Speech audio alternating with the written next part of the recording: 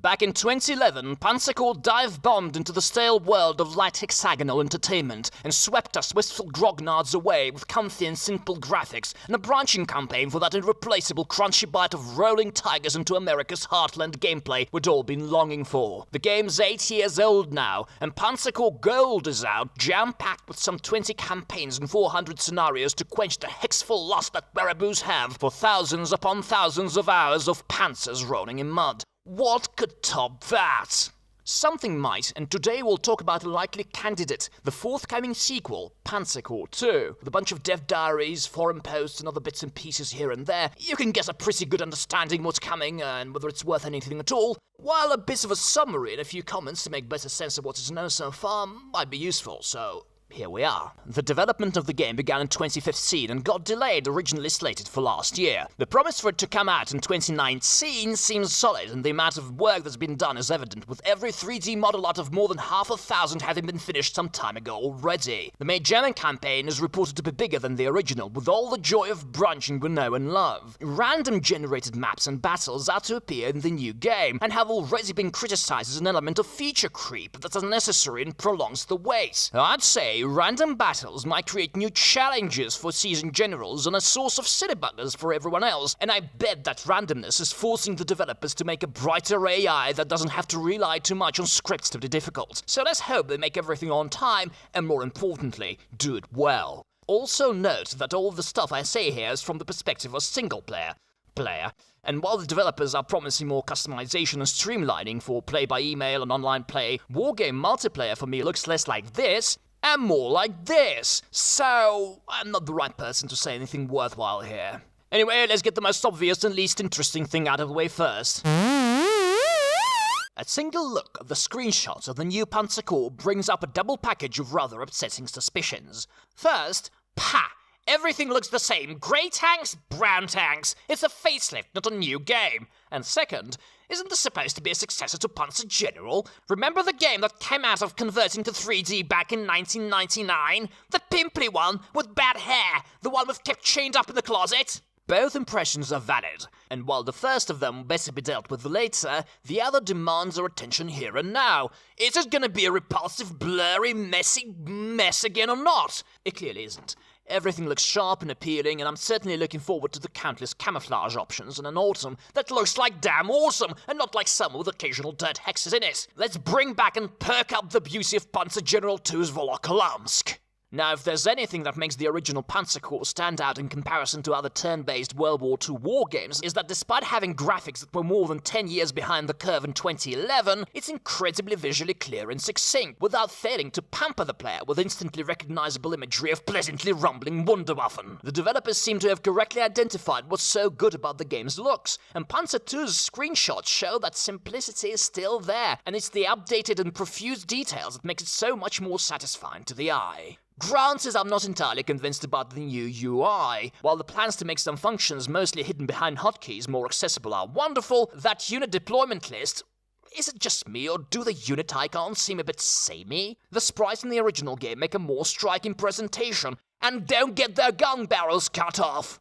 Also, what's happened to the infantry models? So weary and despondent. Where are the straddling balls of steel Rambo postures? They look like gloomy characters warning you about the horrors of totalitarian dictatorships. Wait.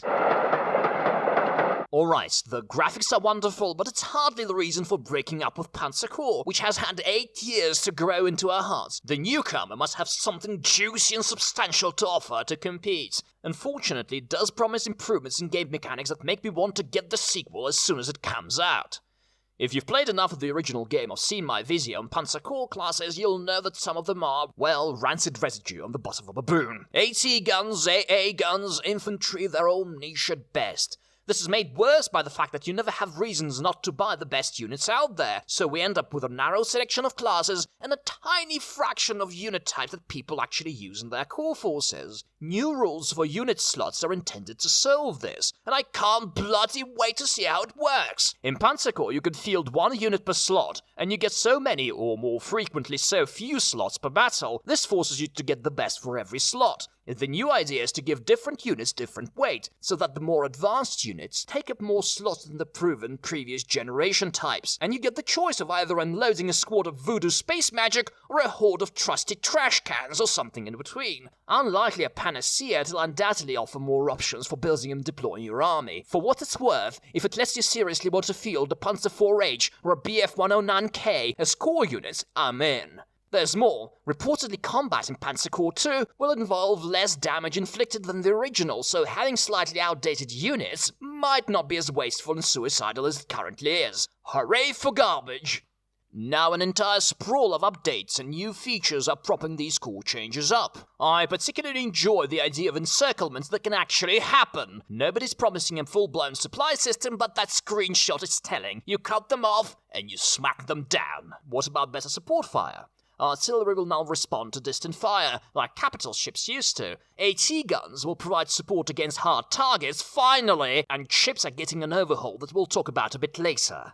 The possibility of providing ranged fire to other unit classes has also been mentioned. Remember those nasty 2-hex Tigers and Panthers in Panzer General 2? Admittedly, stock units are not going to be like this, though. Perhaps remaining an option for the modders. Speaking of Panzer General 2, overruns are making a comeback, with tanks not losing their ability to move and attack for the turn if they assault and completely destroy a weak unit. Better hero management is also noteworthy. Heroes will not be as common or permanently attached to units anymore, and are promised to have some 50 new abilities that are more interesting than just unit stats bonuses. With no specific details, I suspect they might be terrain-based or provide perks that are already out there, like bridging or fort busting. Alright, it's a good time to turn a page and look at one of two areas of the game that the developers have apparently worked a bunch on. So let's go! The big universe-splitting thing said to change air combat in Panzer Corps is the sortie system. Right now, your fighters and bombers move and act in the same way your land units do, except that they have to refuel at particular spots on the map, and if they're out of fuel, tough, they're dead. The sortie system makes everything centered around airfields and carriers. Whenever you send an aeroplane to do the nasty, it'll stay at the hex you've chosen for the rest of your turn and for the entire enemy turn afterwards. Then, as soon as your new turn starts, the aeroplane will automatically return to the original airfield, ready to be sent off for another mission. This means that A, you're never gonna forget any of your planes and lose them ever again, and B, the reach of your units will be limited by the range of the plane in question. So there'll probably be areas inaccessible to you or to the enemy, unless you held the right airfields, resulting in interesting decisions and opportunities for local air superiority, even if your air force sucks victories out of all of your battles. And think of the strap bombers neutralizing enemy airfields and limiting the area in which the enemy can operate. And if that's not enough, it's more realistic too.